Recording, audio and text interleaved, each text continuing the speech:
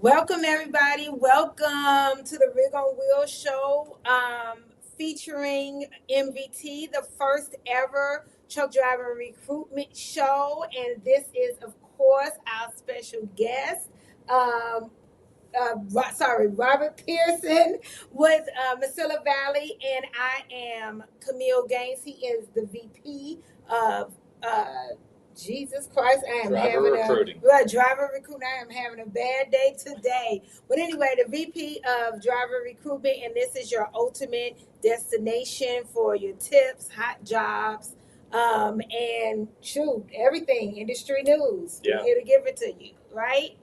Okay, so we want to jump right into the industry news. Yeah. Let's talk about this diesel. A lot going on with diesel. I think we talked about a little bit earlier. It's gone about 66.9 cents a gallon over the last 6 weeks. Traditionally, you'll see fuel prices spike up coming into the summer months and usually start waning as we go into the fall months. As we talked about on this podcast 5 weeks ago, Ukraine showed that they were able to target some of the ports off the Black Sea of Russia. That has a major impact as Russia controls about 20% of the oil production in the world. And so we've seen that play out. So this is more of a global trend than it is in just the U.S. But that's impacted. So we're now sitting at $4.47 as the average diesel price in the U.S. at this moment. It's hit the West Coast particularly hard. Excluding California on the West Coast, we've seen it go up about 19 cents over the last week, a little bit less as you go back towards the eastern part of the U.S. But as we've talked about previously, that price means you got to slow it down. When diesel prices go down, you tend to be able to speed it up a little bit, and you want to squeeze some extra miles in because you end up making money off that fuel surcharge if you get that. You don't necessarily on the spot market rate. When fuel prices go up, though, you generally want to slow it down, focus on your MPGs, because essentially that fuel surcharge ends up being a lagging indicator, getting set the following week. So as that price goes up, you end up having fuel eat up your profit real quick. Yeah, I feel like it's a broken record that every week now we keep talking about diesel going up, but it's not going to stop probably for the next couple of months here at this moment, which, like I said, normally you see it at the beginning of the summer as more families go on summer vacations or long trips. So it's a little unusual to see it this time of year. We're still about 60, 70 cents from where we were at the peak last year at this time. So we aren't in that bucket yet, but freight rates were a lot more attractive this time last year to make up for that. So in a current environment where there's some spot market rates that are just ugly right now, the timing of this could not be worse. And something else I wanted to talk about is Idalia, the storm that's turning into a hurricane starting down there in Florida. So definitely the drivers down there, take a look at the Florida Association Twitter feed, but also Florida, Georgia, and the Carolinas, definitely around that coast. We're having drivers having to definitely think about that. I have my friend in Delmont there in North Carolina was talking about Idalia and having to be careful about that because I know the governor in Florida is already talking about a state of emergency starting tomorrow, and the one in North Carolina, so I can imagine Georgia and South Carolina too. So what is MVT thinking about when it comes to safety? First thing would be rollover accidents. Okay. And I will tell anybody, be it an MVT driver or any other driver, it's not as bad as having a failed drug test, but having a rollover is not good on your background. Obviously, I want to put things in perspective. If someone loses their home or if somebody dies, that's a much more pressing issue at that moment. But with that said, from a driver's perspective, you're going to want to watch winds and wind forecasts. The nice thing now with Google, Bing, and any of the sources that you get your weather is you get updates and forecasts on wind. From a driver's perspective, if you're on I-10, that's going to be going north, so you're going to have wind going south to north, basically hitting the side of your trailer. You need to be looking at the wind speeds. If you're seeing 40, 50 mile an hour gusts and you're sitting without a load under you, you do not need to be going on I-10 at that moment. You're literally asking to have a rollover. And this is one of the things that makes a driver, somebody like Camille and I just driving our personal vehicles, compared to you, a professional on the road, is you got to be cognizant of that. You're going with 80,000 pounds potentially down the road.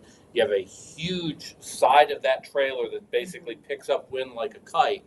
And so you don't want to have that rollover and then be talking to a recruiter going, well, it wasn't my fault. It was. We know what's coming, so be cognizant of that. And if you're with a company, and I can tell you with our drivers, we look at weather forecasts, but when our drivers say, hey, I'm having trouble staying in my lane, we want you to pull over. We much rather you continue with a career in the trucking industry. We want to take care of our customers. And so from a driving perspective, I know you still got to make a living out there, but be really smart and avoid rollovers. Absolutely, absolutely. Because it's affecting quite a few states. And to think about my friend being further north in North Carolina, up there in Raleigh, and he's getting alerts about it. And we're talking about all the way down in Miami, so that's kind of the furthest you can go in the United States and be affected.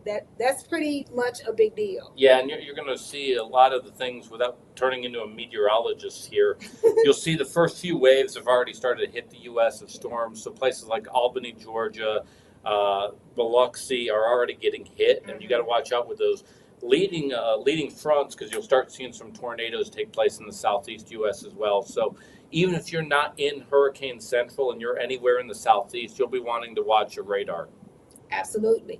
So what we're going to do is go to our first commercial, and then we're going to kind of do a recap from last week and talk about basically the transition from DeAnthony, and he's now in orientation, and go from there. So our first commercial break.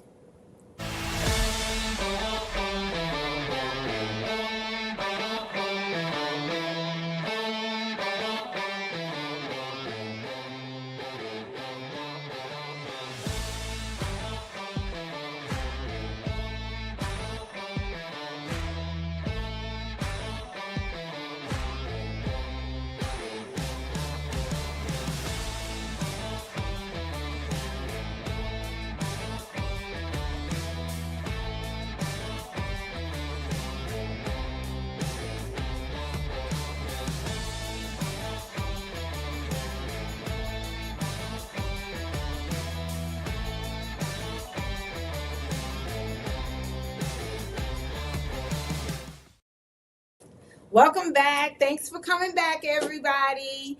So we wanted to talk about DeAnthony. So last week he was here. He won the $100 gift card to the grocery store of his choice. So his choice is Kroger.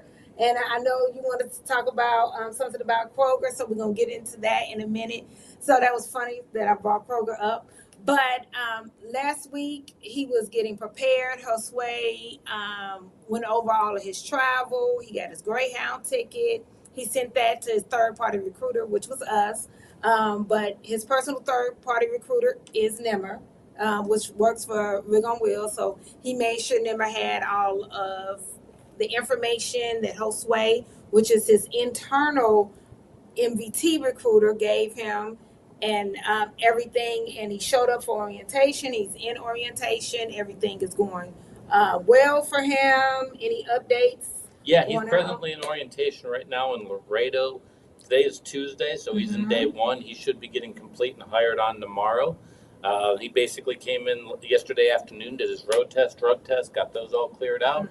Got a chance to inspect his equipment, meet some of the operational team, and so he's ready to go, and we're excited to have him.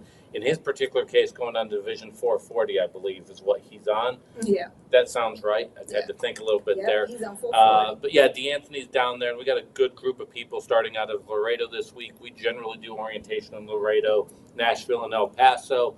and he'll have freight right out of there with his respective division. Okay, perfect. So what happens? Okay, so Wednesday he'll be ready to go, but what does that mean? So he will get a chance to do a final inspection of his truck. God forbid, hopefully it's ready for him. But if it's not, if there's something he doesn't feel comfortable with, he'll have that opportunity directly with the shop down there to go, hey, I don't like this, this, and this. Ideally, that's the worst case scenario, but we much rather be really detailed because understand, when you're on the road, that truck is your home. It matters. And it's not just about cosmetics. We have to make sure the wheels are up to standards. We have to make sure that the interior is comfortable and it's clean and it's detailed. Right. When you leave that facility, you should be comfortable staying in that truck. Now, he's going to get home probably pretty soon after he leaves orientation, most likely going to Houston in his case. But with that said, we want you to be comfortable. So that's the first part of it. The second part of this is we start pre-planning out what he's going to be doing, what his next week looks like, basically.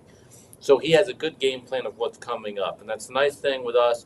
The fact that we are not so heavily dependent on spot market freight and we have direct customer freight, we can start projecting out 2-3 loads in advance what he's going to be doing. It's trucking. Life happens. Right. Loads get canceled. Things happen. But we want to have a game plan to where that first week he has a game plan. We go into the 30 days. We can sit back and go, okay, we're at 30 days. How do we improve on what we've done?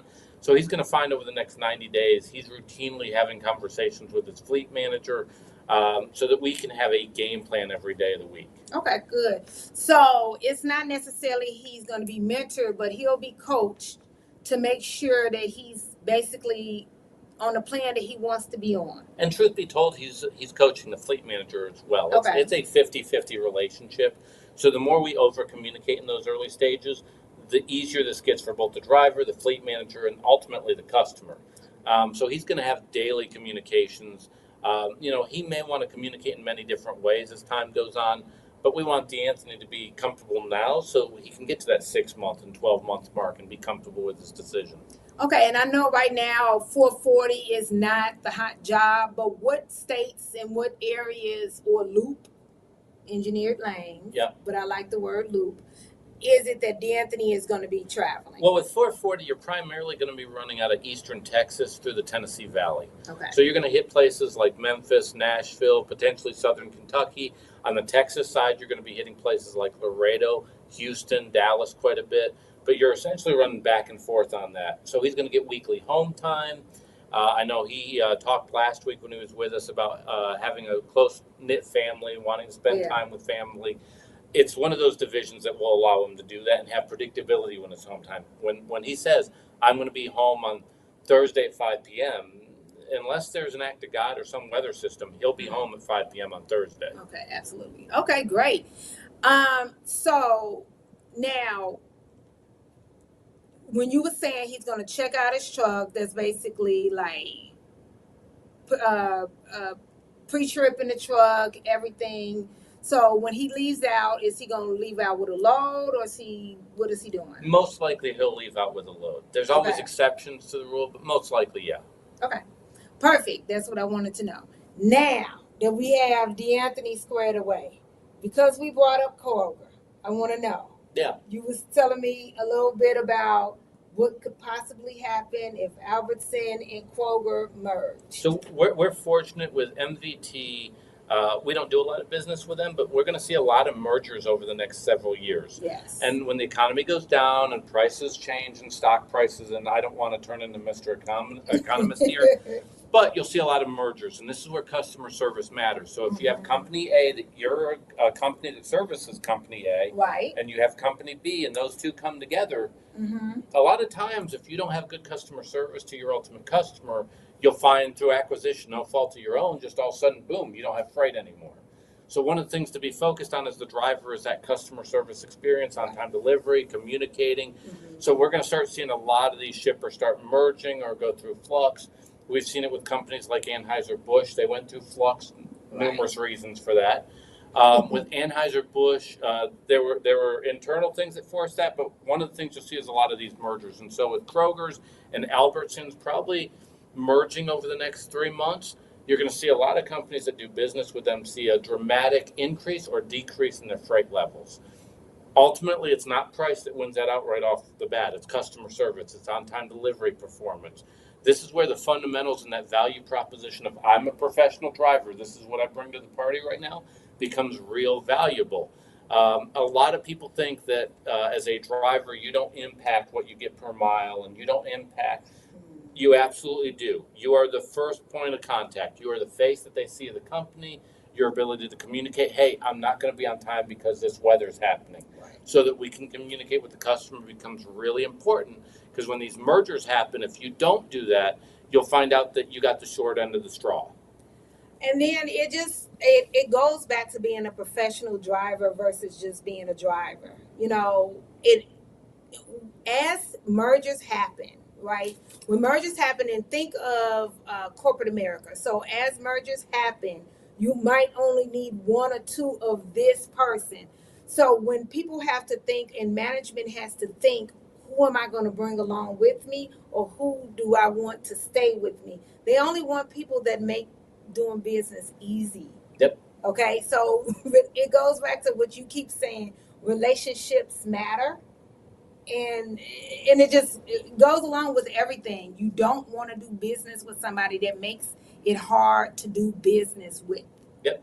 You know, so we're going to make it a thing where we bring more drivers on, because I want to show examples of drivers that have been driving for 6 months, and ones like a DeAnthony that's been driving for 3 or 4 years, and ones that have been in the industry for longer than that can show you what it takes to be a professional driver. But it can actually talk about being out there on the road and dealing with shippers and hard times, because when they talk about it, the actual hard times of pulling up to docks and not really sure, and saying, oh, because they see another mega carrier, then they know it's okay and safe to be here. I heard one say that the other day, that they knew it was safe to be here because they saw another mega carrier.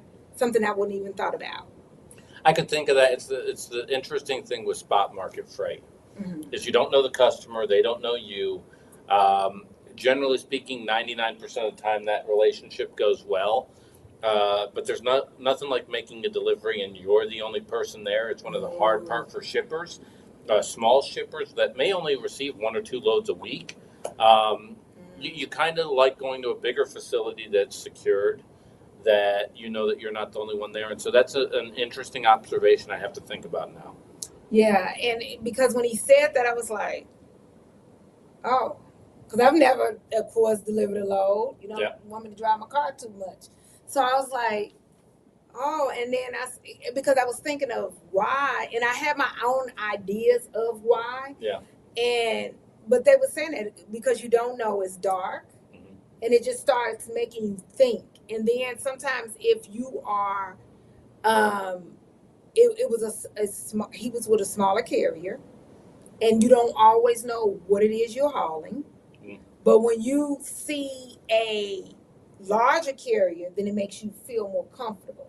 Now, I know a lot of our drivers like going into a shipping facility and seeing a lot of our trailers. Okay. That's a comfort level there, because they believe that they're going to get a higher level of respect from that shipper. Because if you're one of the regular shipper or one of the regular carriers that go in there, they treat you different than if you're the odd man out. So I know a lot of our drivers have had that conversation that, hey, when I go into a shipper and I see there's 80 of our trailers and 20 of our trucks there, they go, I tend to get a higher level of respect from the customer than if I'm the one MVT driver there and I'm sitting there and there's 50 Schneiders and there's 20 Swifts, and they go, I tend to like going to shippers that we kind of have a presence. Yeah, that's the point. Something I wouldn't even think about. That is the whole purpose of me making sure that we have drivers come on here and there, because that's a different perspective. It is. Or just having, other people from other departments. Just because of that, you bring in a different perspective. And in our world, we could easily overlook that. Yeah, because I wouldn't even think about anything like that at all. So what I want to do is go to another commercial and then come back and talk about a hot job.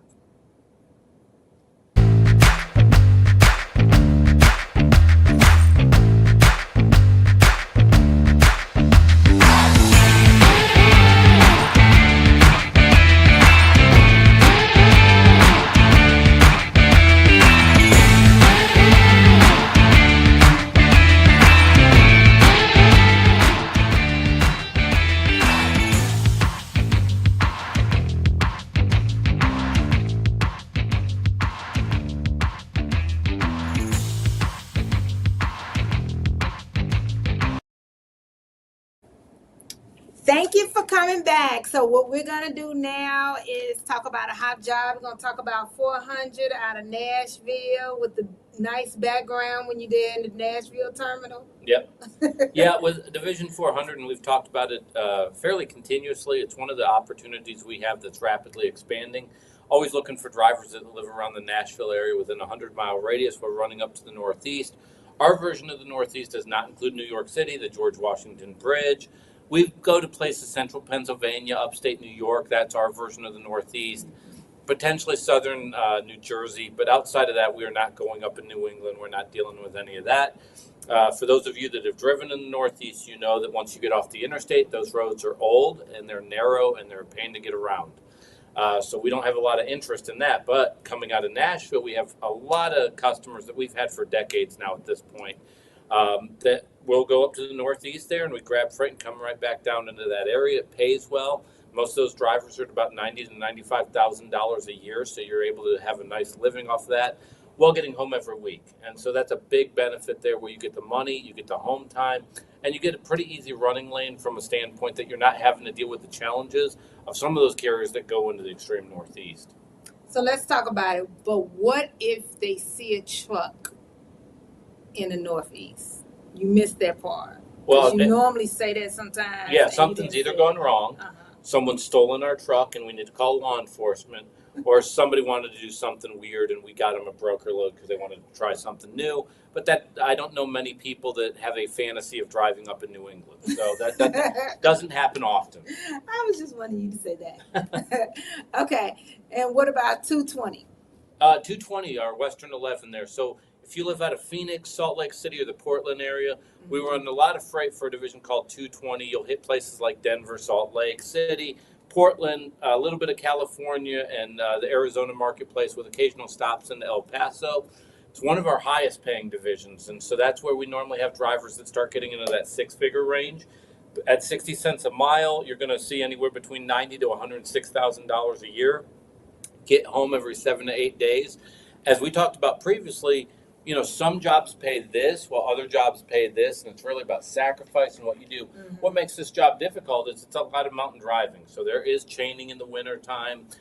With that said, that's why you make more money. It's why you also have the opportunity of going into any of those other divisions that are available in your market. So as an example, when I pick up a dedicated customer or a new customer, a new opportunity, normally Division 220 is one of those divisions that will look at drivers first and go, hey, would you like this other opportunity? Because we know if they're good on 220, they most likely will be very reliable in any of the other new opportunities that come along down the road. And that's when your recruiter will actually ask you, what is it you want to do? You know, because if you start out with just asking about the money first, you know, money doesn't drive. We think it drives, but it doesn't drive you. It's literally, what is it you want to do?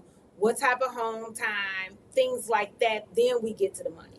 You know, the challenge in Portland, and this is an interesting job from Portland's standpoint, it's a high cost living market. So if we know anybody that lives in Portland, that West Coast is expensive to live. On top of that, you have high income tax in the state of Oregon. So one of the ways that you can go around that is have a high paying job. Absolutely. And that's where 220 comes into effect, because you have to have the opportunity to just make a living up there. It's a beautiful area, unbelievable scenery. Portland itself is going through some issues, but the surrounding area is beautiful.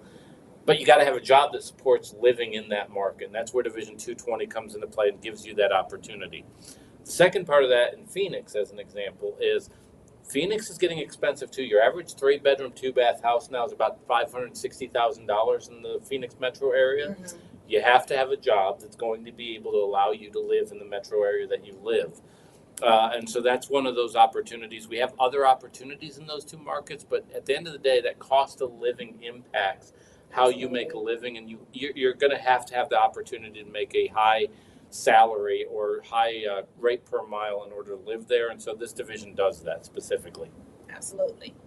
But as a recruiter, I always ask a driver, even when we talk money, I literally ask them, what is it you want to do?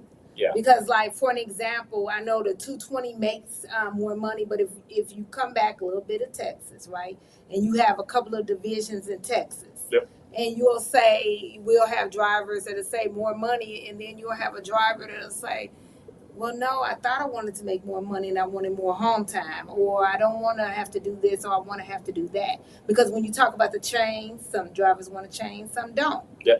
But if you have a driver that wants to chain, how much money is it they're talking about making on average weekly? Oh yeah, weekly. I mean, you could go up to $2,000. It's 90,200 or 90,000 to $106,000 a year. So you can have a $2,000 week. But you bring up a good point, and DeAnthony talked about that last week. Mm-hmm. His big thing was family. Yeah. So it was not going paycheck shopping. He was trying to get home on a weekly basis, and so and the nice thing with working on Rig on Wheels, before they ever get to us, they generally have had that conversation and listed out what their top 3 priorities are. So by the time they have that conversation with MVT, we're going over the same hymn sheet. Yeah, because I think if you're a driver that wants to make the $2,000 a week and you're in the Portland, Phoenix area, that's important, definitely. And just know that you're going to be chaining. And Yep. there's a lot of drivers that definitely want to do that. Yeah.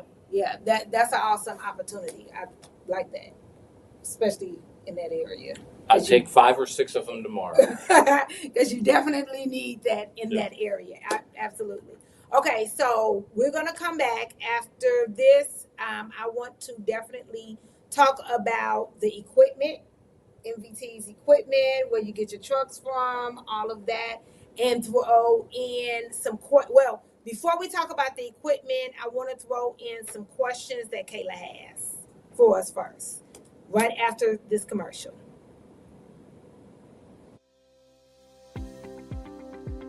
My name is Stacy Morton, and my position is OTR driver, and I've been with the company for 8 months. I enjoy being with part of the family because good miles, nice people, they listen to the drivers. The pay is excellent here at MVT.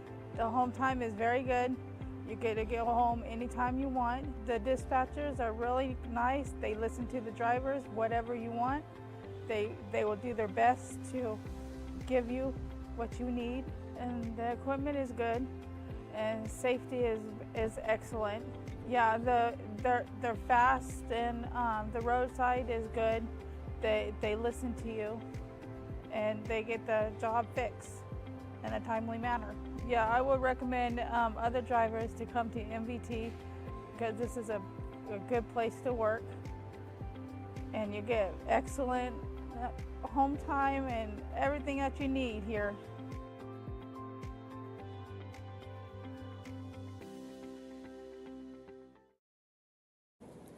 Welcome back. Well, the first thing we're going to do right now is take some questions. Kayla has some questions, so shoot, Kayla. Well, don't shoot, just ask the questions. Yes, Camille. So we had a question come through. What are the company's safety standards about pet and rider policies? Okay. On a rider policy, you want to have them at 18 years of age or older on that end. There's insurance involved that comes with that. We always have a conversation with you as an individual because some people want to have people go during the summer months. The key is for your safety knowing who is in the truck, and that sounds like a minor deal because you would think as a driver a lot of times, well, why can't I have my kid with me? And I came from a time where, look, back in 1985, I was in the truck for the first time, and it probably was not safe. I was jumping around the sleeper berth and jumping on the seats. Those days are over. You can't do that. And truth be told, the fact that I live to tell about it is kind of a tall tale there. So the caveat to that is have the conversation with us. On the pet policy, you're absolutely able to have a pet. We'll always work with somebody that has a service animal, which becomes more common now. But with that said, we don't have a weight limitation anymore on that. We did previously. So if you talked with us in the past and there was a weight limitation that was a concern, we've gotten rid of that. We don't have that at this moment. Generally, we'll do a deposit. That deposit makes sure that we can cover the truck being detailed because that next person that has the truck should not know that you had a pet. So we make sure to get that covered as well. But that's, again, an individual conversation. And this gets into the importance of having that initial conversation both with Rig on Wheels as well as MVT about those specifics that are unique to you. So it could be your home time, it could be your pay, but it could also be I have a pet. I've got to have that pet in the truck with me. I have somebody that wants to ride with me. Anything else that's unique to you that's a big deal breaker for you, you want to have that conversation early. Do not wait till you're scheduled for orientation. Don't wait till you're sitting in orientation itself. Have it in those initial 1 or 2 conversations so that all that can be worked out in advance. That's where communication comes in. Communication is always a big deal because you know very early if you need a rider policy. It's not something that happens the day before orientation. And you also know if you want Fido to come along with you because Fido is a part of your family already. So what's your next question? Well, Kayla? this kind of ties into that. Just one more piggyback on the pet policy. Are they allowed the pets to attend orientation? Yeah, so the hotel that we keep them at may ask for a deposit ranging between $50 to $75. That's refundable depending on the condition of the room. But yes, they're allowed to have them attend orientation. That's a good question because all companies are not like that. Correct. Okay, I didn't know if you knew that, but No. all companies are not MVT. Yeah, let me be clear here. If Fido comes in and bites somebody, that changes the relationship really quickly. But as long as you have a behaved pet, that's not a problem. Okay, great. So, I have another question about orientation. So after orientation is finished, how long will it take for the driver to get dispatched home to pick up her gear? So the goal in normal circumstances is that orientation ends and they're in a truck within about 2 to 3 hours of completing that orientation, preferably under a load. Normally our goal is to, depending on where you live and where you attended orientation, our goal is to get you a load to the house so that you can then load up the truck. With that said, depending on where you live and attended, you may need to take a load that goes to that load that goes to your house. So as an example, most of the time when we have a driver in Memphis, they're going to attend orientation in Nashville. But let's say there was an available truck in El Paso. Well, we might not have a load that goes from El Paso to Memphis. We may have a load that goes El Paso to Dallas. They deliver and then get a load Dallas to Memphis to get them to their respective area. So I always tell somebody, bring at least 4 to 5 days worth of clothing so that you're prepared for that to potentially happen. and life happens, so you know how that goes. I will point out too, most of our drivers that fly to orientation fly via Southwest, so you're not charged for luggage. If you're on a flight that takes you to orientation in Laredo, Southwest is unavailable. So keep in mind there, if you're going to Laredo, you may need to pay for luggage. But generally, if you're going to Nashville or El Paso, you don't have to pay for luggage. So go ahead and put 4, 5, 6 days worth of clothing in there. Be prepared. Okay, thank you. What kind of freight does the company haul? So we are all 48-foot dry van, no touch, no hazmat needed, freight's all kind.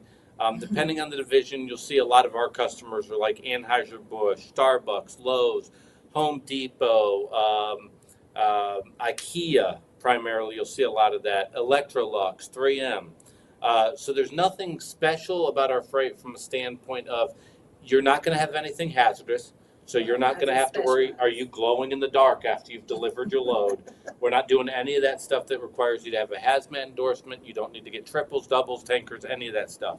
It is just straight up dry van freight, and you're not a lumper, so it's all no touch freight as well. We pay for your expertise behind the wheel and with the equipment, not to unload something into a warehouse. Awesome. My last question sent in is, what type of benefits does the company offer? We have health, dental, vision, 401k, paid insurance, we have life insurance, we have 401k, I said already. We pretty much have it all. Full benefits. Yeah, so it's a full benefits package. I'm personally on it. I have the exact same insurance that a driver would have. And so a little bit about my situation. I have a wife, I have 5 kids. Health insurance for me matters. I need to make sure I get covered in a lot of different locations. So our insurance is somewhat unique from that standpoint that, heck, I even have coverage down in Mexico.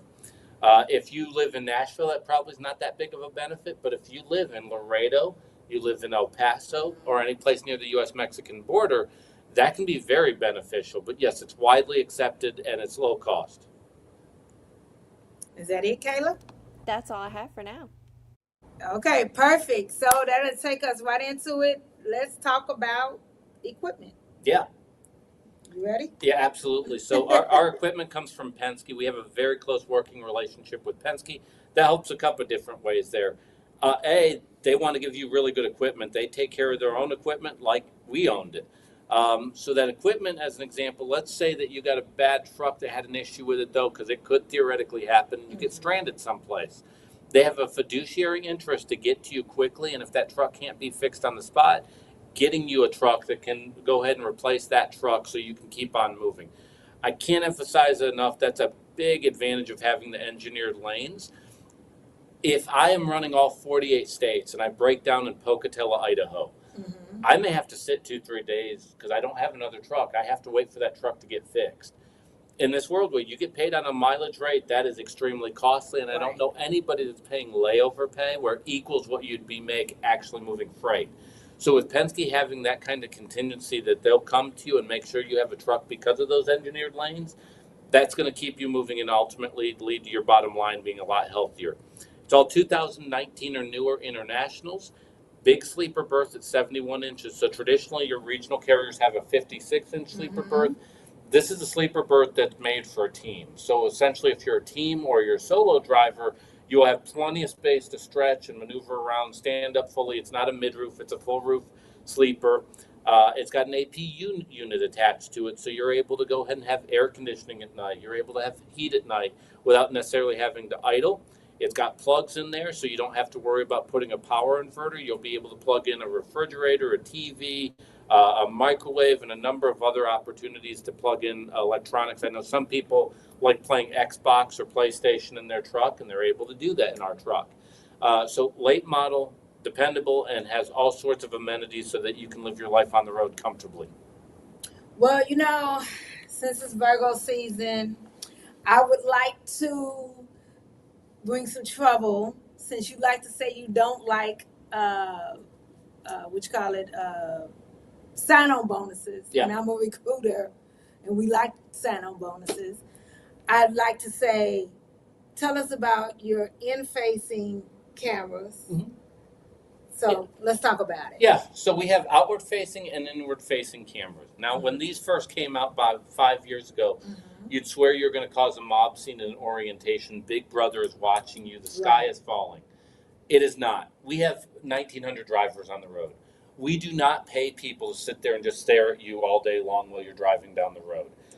We'd lose money on it. There's just not enough man hours in the day. The outward-facing camera and inward-facing camera are set off by certain motions. So as an example, let's say that you hard braked. The outward-facing camera turns on and it catches that 10-second to 15-second window of why you hard braked. If you got hit by somebody, if you ended up hitting a pothole or some obstruction fell in front of you, that picks up on that. That inward-facing camera is only set off by that same motion. So as an example, if you hard braked, if you swerved erratically, if something changed in the truck to where its equilibrium's messed up, that's where it catches that. So it's about a 10 to 15-second window. Theoretically, what you'll catch is somebody, as an example, maybe not wearing a seatbelt, being on a cell phone, exhibiting something dangerous. If you're not doing anything wrong, that footage never goes anyplace. There's nobody that reviews this stuff. So as an example, if you had a car accident, though, where you had a hard brake or stopped erratically, and then the inward-facing camera shows you like this, looking down, scrolling through Twitter, it will catch that. It absolutely would catch that. We'd want to catch that you're unsafe as a driver on the road. We would have evidence of that, and we'd want to part company. You literally are not safe on the road. But yes, it is not watching people sleep in the sleeper, which additionally we have drapes that can be placed in there. So when you're in the sleeper, even if that were to come on, no one would see anybody in the sleeper there. Right. But it is this idea that Big Brother is watching you. We aren't. We aren't. We don't have anybody that sits down watching folks sleep or driving all day long. It's normally activated by some kind of change in motion or, like I said, that balancing of the truck. Outside of that inward-facing camera is pretty much inoperable outside of those hours. So basically, I can't start any trouble. It's just for safety. Oh, it is. It is. It helps the driver. It is. And often it helps us, even the inward-facing camera helps us when we go to court, or most likely cases will get dropped before they reach court here because we have evidence that no, The driver was not distracted. The four-wheeler caused the accident. Here's a view of the driver. Here's a view of the four-wheeler. And normally we get out of a lot of tickets or potential litigation because of that fact. The inward and outward-facing cameras are not only a friend to MVT specifically, but our driver base. If you're a professional on the road and you're doing what you need to be doing, Right. instead of you having to hopefully get a jury that understands trucking, which is few and far between, you have evidence that clearly protects Yes. you in that scenario. Speaking of that, since I'm back on your side now, because Raven had another driver, bring this up, and I promised her that I would have you talk about it again. But basically about the governing of trucks. Yeah. And how the whole myth of governing of trucks being dangerous. Yeah, yeah. So our trucks are governed at 65. Now, Right. if you can show that your MPG is above 8 miles per hour or better on the top side of the fleet, we will raise it up, and we have people going as fast as 68. There is nothing gained by going 75 miles an hour down the road. Literally, the one cost we can control is fuel. Right. And you will hear theories from drivers. I promise you. Well, the sweet spot on my truck's 72. That's the sweet spot. There is not a sweet spot to the truck. I promise you that one-off driver that told you in the truck stop their sweet spot has run no scientific studies whatsoever. Asked to see their clinical research. So we have them at 65. It's where we get the best MPGs based off of what we've seen as far as evidence without causing an issue on the road.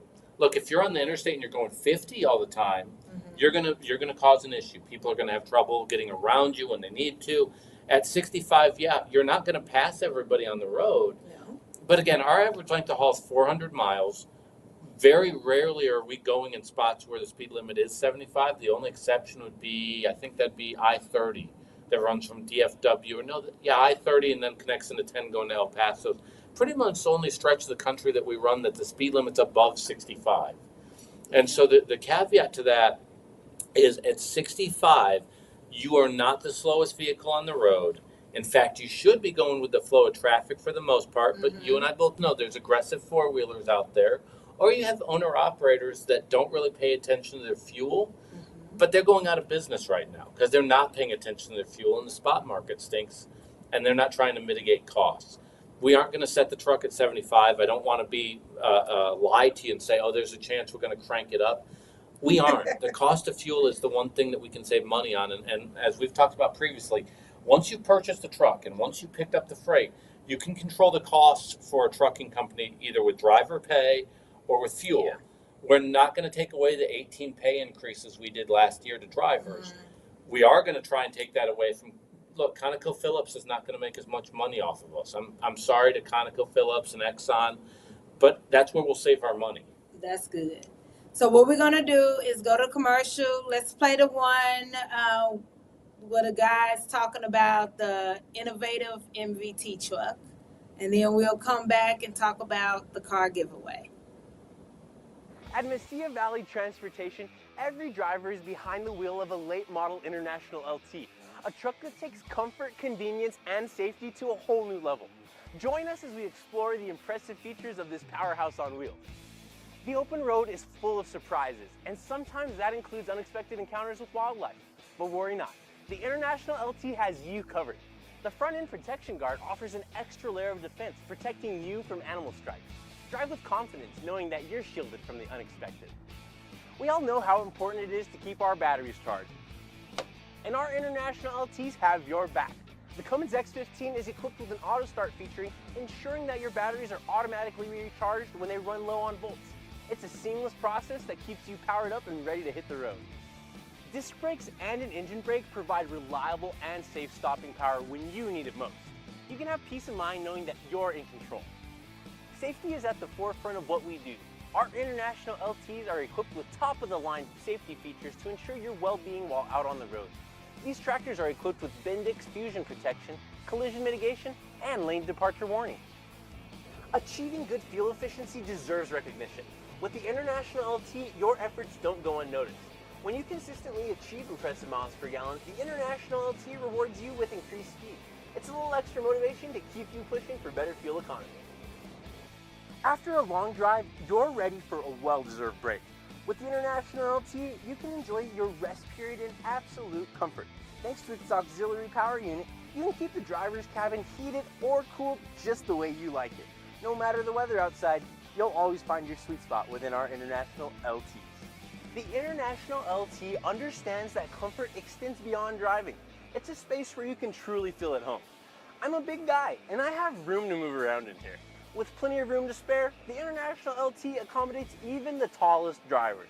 And there's ample storage for all your clothes, cooking essentials, and tools, making life on the road even more convenient. Speaking of cooking, bring along your appliances and don't sacrifice any luxuries thanks to all of our International LTs being equipped with built-in inverters.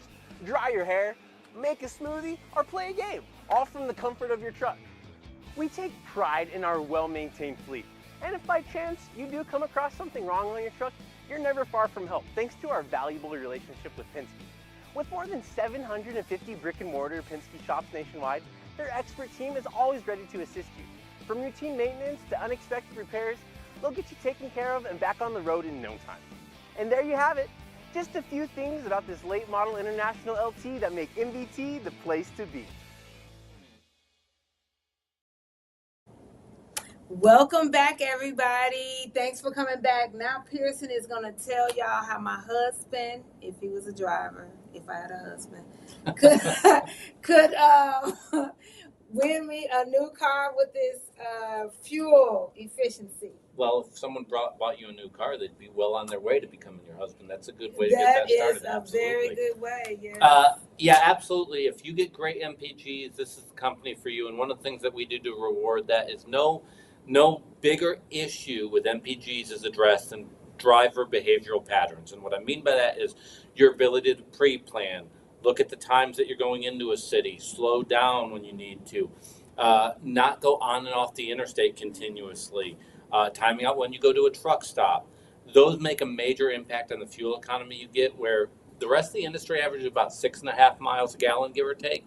We average about 9 to 9.5 gallons of fuel, and a lot of that's based off of what our drivers do, as well as the great equipment that you just looked at. So what we end up doing is the person with the best fuel economy will get, each quarter will get a brand new car. Normally it's a 2022 or 2023 Nissan. It could be the Sonata. We've done an Altima before. They're really nice cars, real sharp cars. I had a chance to be at the last giveaway, real smooth looking car. And if you go to our headquarters there, you'll literally see it in the lobby every quarter as far as what we're giving away.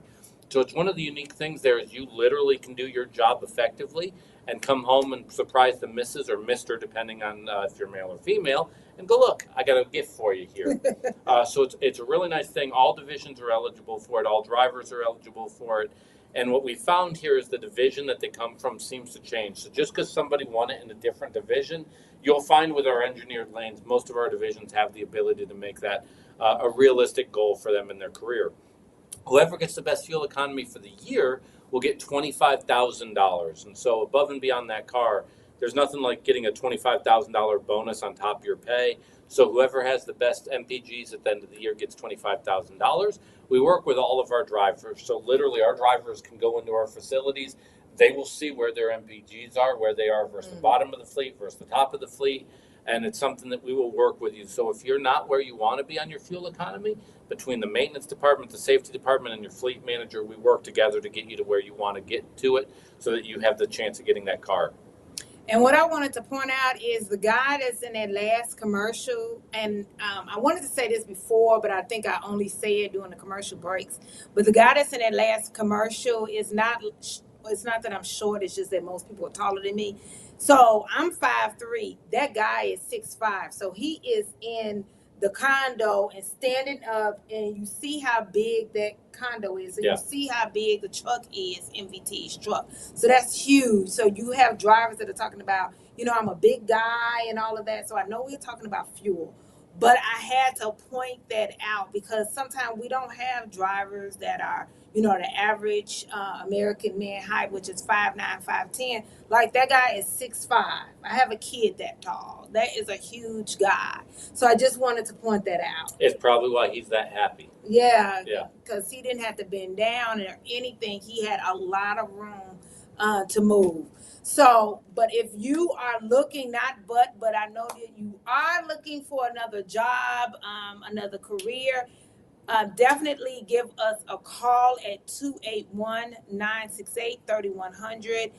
If you have 6 months experience, almost 6 months experience, 3 years experience, 10 years experience, as a Class A driver, give us a call. You're looking for no touch freight, but you are okay with chaining and you're over west, definitely give us a call at 281-968-3100, or go to our website and fill out an application at rigonwheels.com.